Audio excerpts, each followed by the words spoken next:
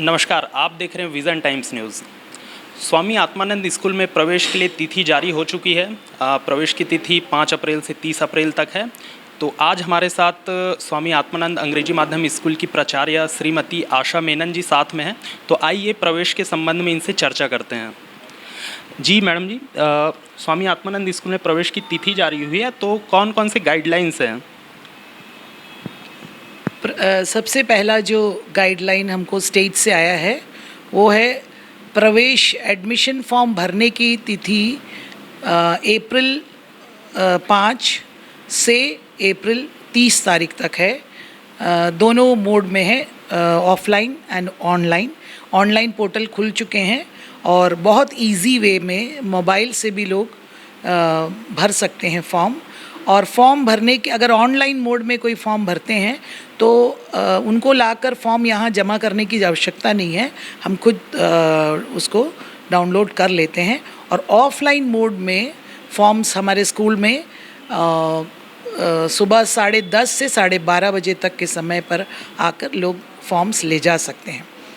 और हमारे सर्वेश्वर दास school of excellence में स्वामी आत्मानंद की स्कीम में जो चल रहा है यहाँ स्कूल, वहाँ पे कक्षा पहली के लिए 44 सीट और कक्षा 6वीं के लिए 1 सीट अभी वेकेंट है।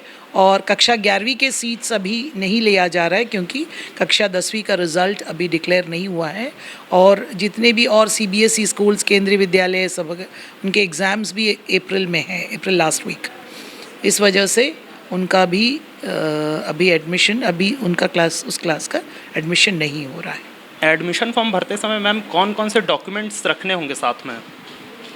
एडमिशन फॉर्म भरते समय कोई डॉक्यूमेंट की आवश्यकता नहीं होगी। फॉर्म भरते समय अपनी जानकारी सही ढंग से भरें और पोर्टल में भी पूरा इन्फॉर्मेशंस दिया हुआ है, जैसे बच्चे का नाम, डेट ऑफ बर्थ क्लास 1 के लिए बहुत पर्टिकुलर है।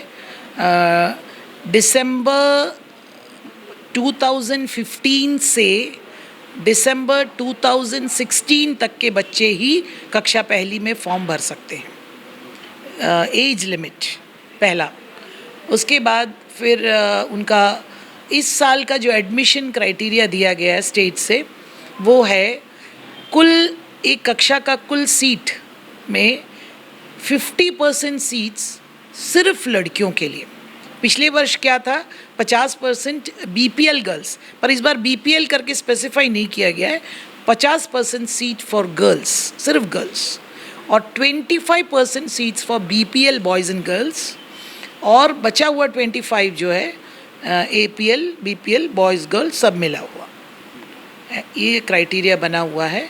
और हमारे शाला में सिर्फ कक्षा पहली और अभी कक्षा 6वीं में 1 सीट है और कोई सीट खाली नहीं है। Okay ma'am. मैम सिलेक्शन किस बेसिस पे किया जाएगा? सिलेक्शन प्रोसेस, अगर फॉर्म हमारा बहुत एक्सीड हो गया, आप जैसे सभी को मालूम है कि स्वामी आत्मानंद स्कूल में सीटें लिमिट है, सीमित है। सीट को हम अपनी तरह से बढ़ा नहीं सकते। सिर्फ अतिरिक्त सीट उन्हीं का लिया जाता है जो महतारी दुलार योजना जो पिछले साल शासन ने प्रारंभ किया था, उस वैसे कोई बच्चा हो, जैसे कोरोना में किसी के पालक का देहांत हो गया हो, उन बच्चों का मतलब एडमिशन डिस्ट्रिक्ट ऑफिस के द्वारा किया जाता है। और बाकी जो बच्चे हैं, जैसे हमारे स्कूल में सिर्फ एक कक्षा में 44 सीट्स, इसके ऊपर हम ले नहीं सकते। जैसे मैम आवेदक से यदि कोई गलती होती है तो वो अपने आवेदन को किस तरीके से सुधार सकते हैं? आवेदन फॉर्म के भरने में यदि त्रुटि होती है, अगर त्रुटि होती है, ऑफलाइन में जो त्रुटि करते हैं उसके लिए कुछ नहीं कर सकते उनको। इसीलिए हमने विशेष निर्देश दिया था कि आप फॉर्म भरते समय बड़े ध्यान से भरें। पर ऑनलाइन में मैंने पिछले साल देखा, ऑनलाइन में कई लोग एक ही बच्चे के नाम को 3-4 बार भरे हैं। तो हमको ये कहा गया था कि जो सबसे आखिरी में जो फॉर्म, आखिरी वाले जो फॉर्म भरे हैं, तो पहली बार का गलत हुआ होगा, आखिरी जो फॉर्म है वो तो आदमी परफेक्ट ही भरा होगा, तो उसी को मान्य किया गया। Okay, thank you ma'am.